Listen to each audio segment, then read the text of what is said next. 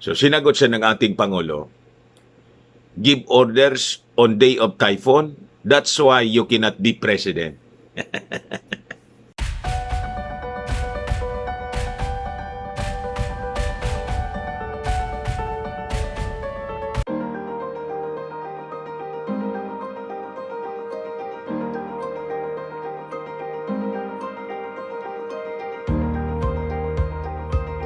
Lumipad na rin papuntang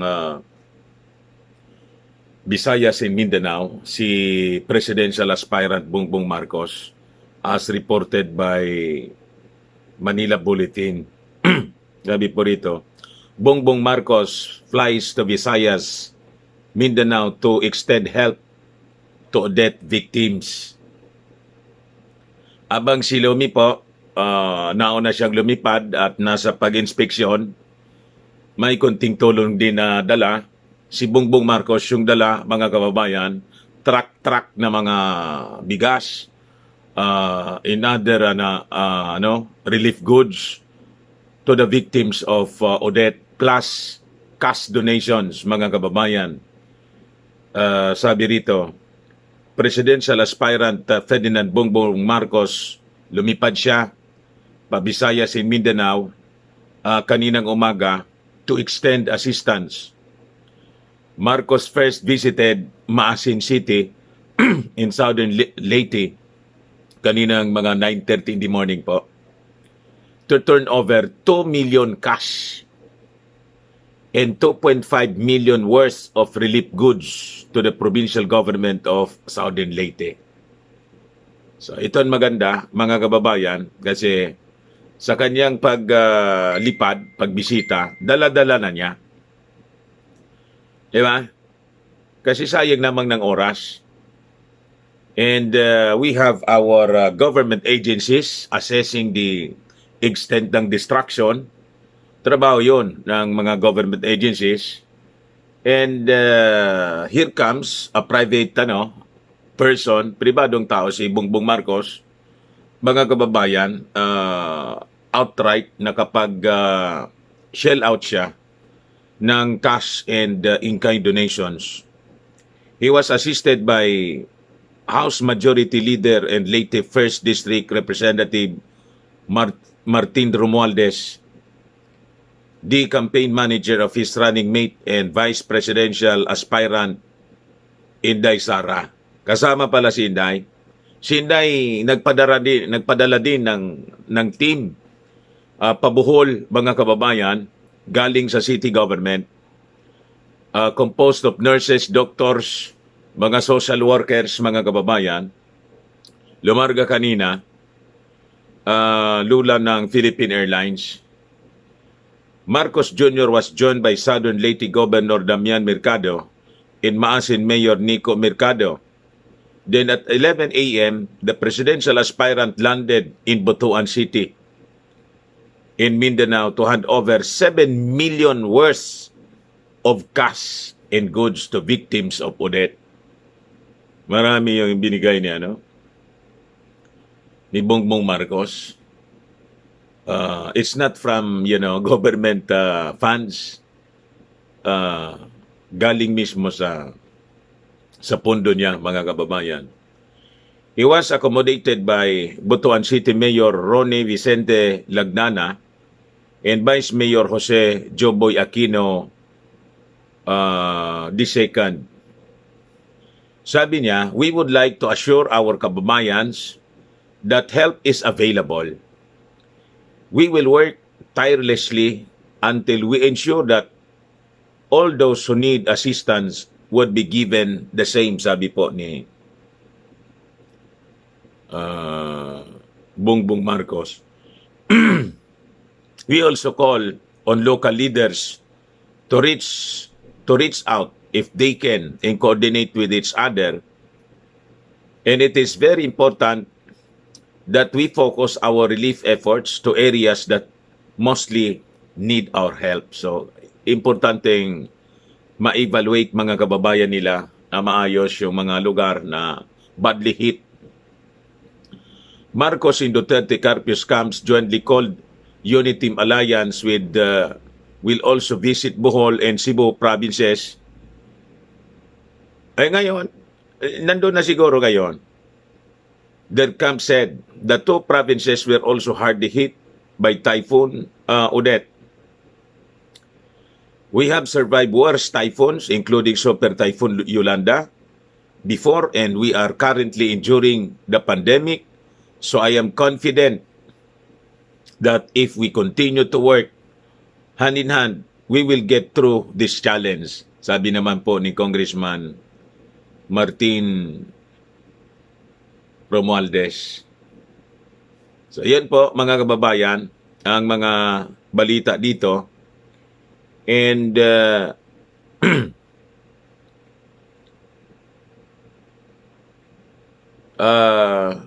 ito yung kanina, sinabi ko sa inyo po. Yung team ni Inday, abilis sila na nagresponde. Manila Bulletin po. The city government of Davao sends a delegation composed of personnel from the City Health Office, Davao City Central 911's Emergency Medical Services, EMS, Urban Search and Rescue, Fire Auxiliary Services, Southern Philippines Medical Center doctors, and social workers from City Social Welfare and Development Office to Ubay, Bohol Province, for relief and rescue operations affected by Typhoon Odette. So makita po ninyo na ayan,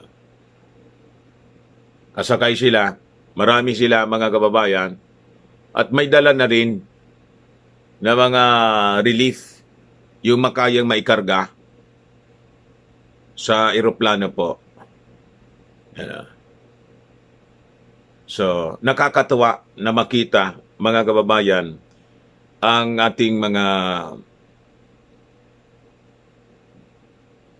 leaders na nagkakaisa mga kababayan sa saklolo, sa pagtulong.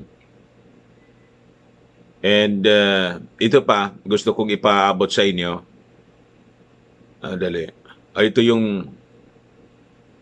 yung pag-turnover ni Bongbong Marcos ng pera. Yan. Yan. Presidential aspirant Bongbong Marcos Jr. nagbigay ng 2 million cash at 2.5 million relief goods kay Southern Leyte Governor Damian Mercado para sa mga biktima ng bagyong Odette, as reported by PTB4. Ngayon, si Bongbong, nanawagan po siya sa mga electric cooperatives dito po sa Luzon and some parts of Mindanao na hindi man po na destroy ng matindi, hindi gaanong nasalanta, na tumulong po sa rehabilitation. Ayan po.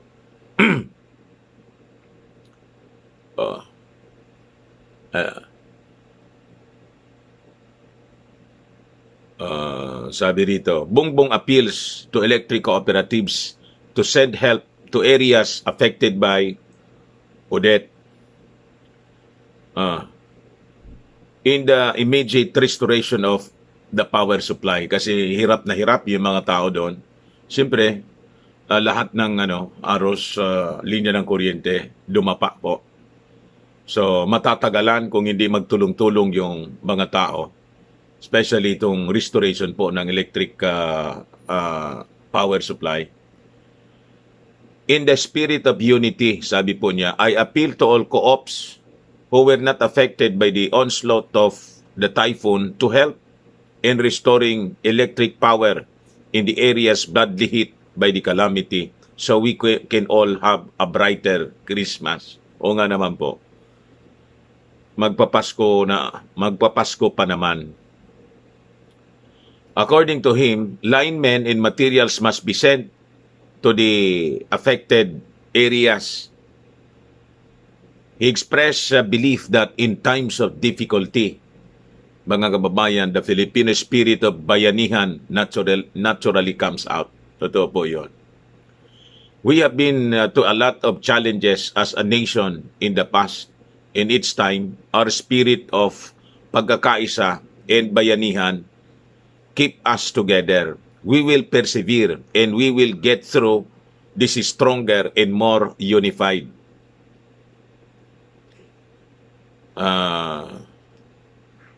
Ayan po. So, maganda yung mga nagaganap po dito sa ating paligid. By the way, dumaan kasi sa akin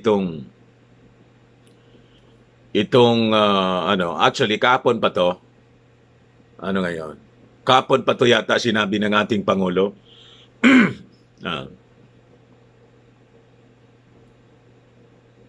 Yan. Nakalimutan ko lang na ipaabot sa inyo. Ngayon, basahin ko lang po sa inyo. Sinupalpal po ni President Digong si Lomi Duterte to Robredo. Give orders on day of typhoon. Kasi gusto niya, hands-on niya dapat yung Pangulo. Lalo na niya sa kasagsagan ng bagyo. Hands-on daw. So sinagot siya ng ating Pangulo, give orders on day of typhoon, that's why you cannot be president. Tama dito po yung ating Pangulo. Ito kasi pong si Lomi, masyadong assuming. Wala man siyang experience as chief executive, mga kababayan. And siguro hindi ito attend ng mga seminars on disaster management and operation. Kami rito, laging may academy kami rito, mga kababayan. So, Climate Change Academy, the first in the entire country. At yung mga disaster officials from different regions, including from other countries, nagsiseminar po dito sa amin. Kasi dito po kasi, lahat ng uri yata ng calamity, mayroon kami dito. Volcanic eruption, flooding, landslide, bagyo, lindol. Sabi ko sa inyo. So napili kami, mga kababayan, as the center for Climate Change Academy para i-train yung mga tao, including us, na mga broadcasters, para malawak yung ating kaalaman kung kailan dapat tayo gagalaw. So ito, tama itong sinabi ng ating Pangulo. Hindi naman dapat nagbibigay ng order on the day of ang order should be given to your officials before. So kailangan may tamang preparations po. Paparating pa lang mga 5 days. 5 days or yun nga yung pinag-uusapan preemptive palagi po ang dapat na to avoid casualties. And yun tawag doon. The objective, the goal should always be zero casualty. Ganon kami rito po sa Salbay. So we are trained for that in disaster management and operation. So during kasagsagan ng bagyo, dapat yung lahat ng tao, yung crew, hindi man po Superman kahit Pangulo. Naka-standby ka na lang, nagmo-monitor ka na lang ng mga kaganapan, nakasecure lahat. Diba? Na-evacuate na yung mga ang orders before dapat natatama. Kasi pag ang order mo ginawa mo, pinagalaw mo yung mga tao mo, na hindi man sila Superman, sa kasagsagan mismo ng pagtama ng bagyo, sabihin ko sa inyo, Lomi, dodoble ang casualty, including yung dapat sumaklolo.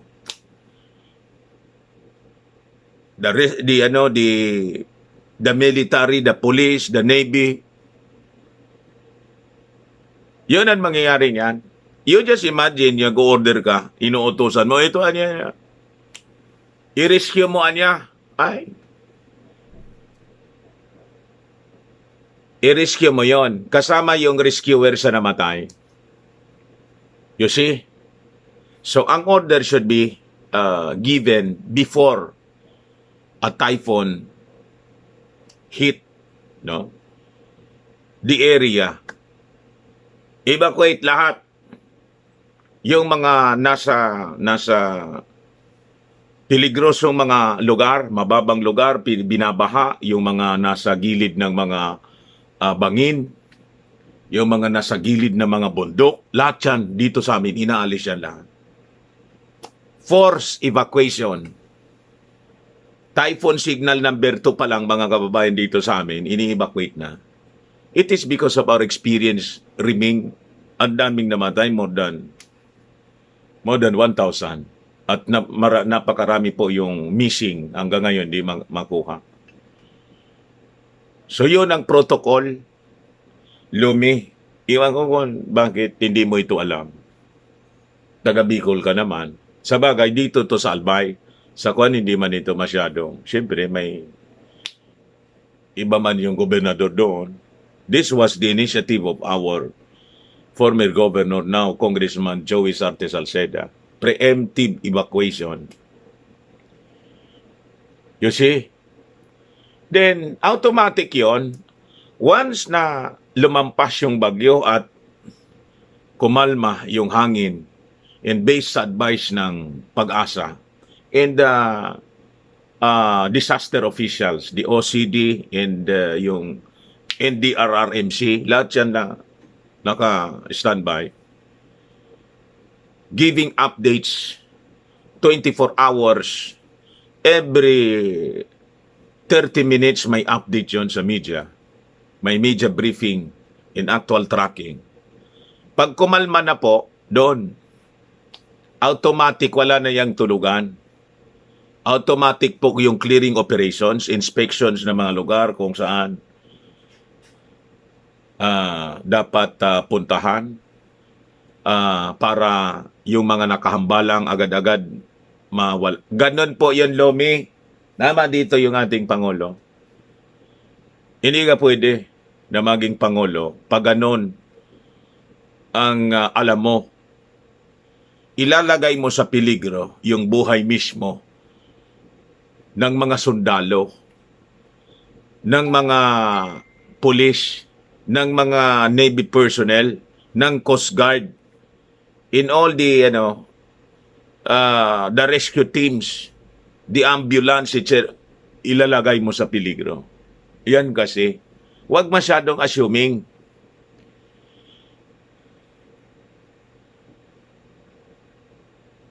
Nasobrahan kasi kayo sa press release eh.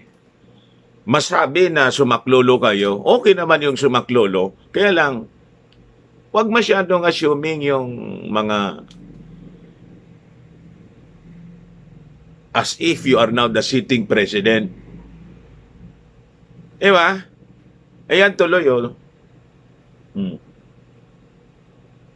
Supalpal ka, paya ka rito sa ating Pangulo, Duterte to Robredo. Give orders on day of typhoon. That's why you cannot be president. Kung ikaw ay yung uupong Pangulo, ang daming madidisgrasya.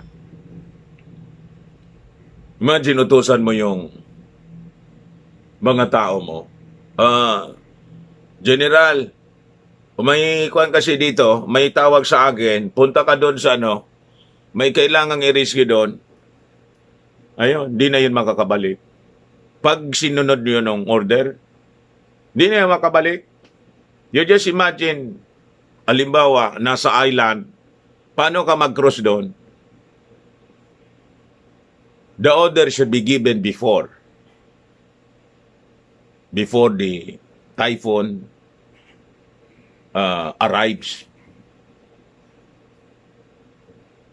Yan. Once na tumatama na yung bagyo, lahat nasa bahay na. Nasa safe grounds na sila. Then the officials, on standby sila, monitoring everything. Pero, before sila on standby, doon sa mga posisyon nila. Kailangan, they have to see to it na lahat ng mga tao nasa ligtas ng lugar.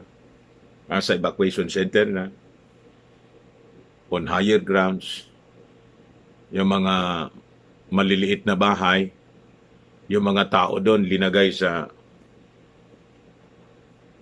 matitibay na structure para hindi sila mapahamak. Ganon, Lomi.